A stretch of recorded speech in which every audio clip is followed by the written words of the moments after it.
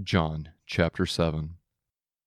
After these things, Jesus was walking in Galilee, for he was unwilling to walk in Judea, because the Jews were seeking to kill him.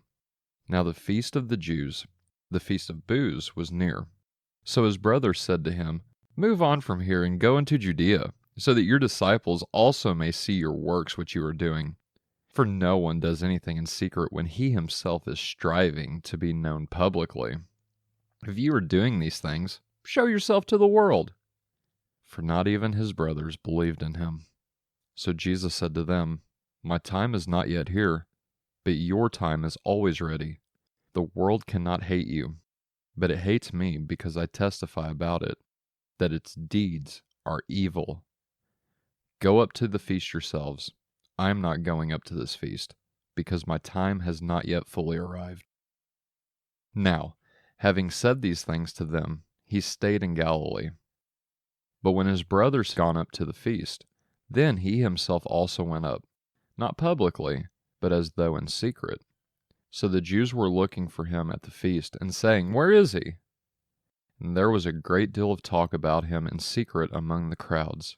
Some were saying, "He is a good man." Others were saying, "No, on the contrary, he is misleading the people." However, no one was speaking openly about him, for fear of the Jews. But when it was now the middle of the feast, Jesus went up into the temple area and began to teach. The Jews then were astonished, saying, "How has this man become learned, not having been educated?"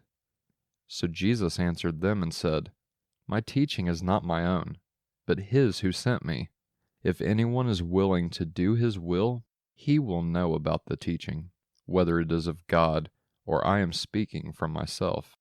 The one who speaks from himself seeks his own glory, but he who is seeking the glory of the one who sent him, he is true, and there is no unrighteousness in him.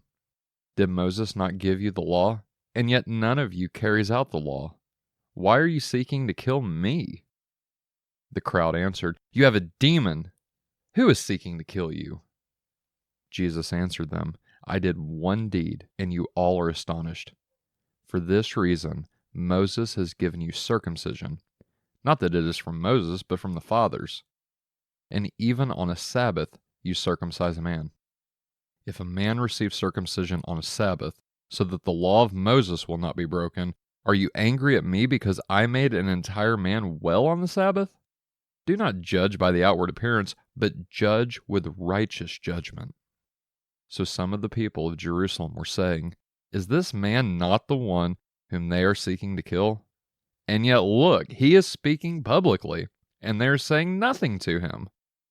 The rulers do not really know that this is the Christ, do they? However, we know where this man is from. But when the Christ comes, no one knows where he is from. Then Jesus cried out in the temple, teaching and saying, "You both know me, and you know where I am from. And I have not come of myself, but he who sent me is true, whom you do not know. I do know him, because I am from him, and he sent me." So they were seeking to arrest him, and yet no one laid a hand on him, because his hour had not yet come. But many of the crowd believed in him, and they were saying, "When the Christ comes, he will not perform more signs than those which this man does, will he?" The Pharisees heard the crowd whispering these things about him, and the chief priests and the Pharisees sent officers to arrest him. Therefore Jesus said, "For a little while longer I am going to be with you, and then I am going to him who sent me. You will seek me, and will not find me, and where I am, you cannot come." The Jews then said to one another, "Where does this man intend to go that we will not find him? He does not intend to go to the dispersion among the Greeks and teach the Greeks, does he? What is this statement that he said, 'You will seek me and will not find me, and where I am, you cannot come?'" Now on the last day, the great day of the feast, Jesus stood and cried out, saying, "If anyone is thirsty, let him come to me and drink. The one who believes in me, as the scripture said, from his innermost being will flow rivers of living water. But this he said in reference to the Spirit, whom those who believed in him were to receive. For the Spirit was not yet given, because Jesus was not yet glorified. Some of the people, therefore, after they heard these words, were saying, "This truly is the prophet." Others were saying, "This is the Christ." But others were saying, "Surely the Christ is not coming from Galilee, is he? Has the scripture not said that the Christ comes from the descendants of David and from Bethlehem, the village where David was?" So a dissension occurred in the crowd because of him, and some of them wanted to arrest him, but no one laid hands on him. The officers then came to the chief priests and Pharisees, and they said to them, "Why did you not bring him?" The officers answered, "Never has a man spoken in this way." The Pharisees then replied to them, "You have not been led astray too, have you?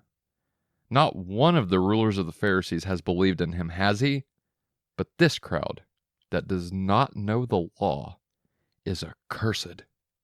Nicodemus, the one who came to him before, being one of them, said to them, "Our law does not judge the person unless it first hears from him and knows what he is doing, does it?" They answered and said to him, "You are not from Galilee as well, are you? Examine the scriptures and see that no prophet arises out of Galilee." And everyone went to his home.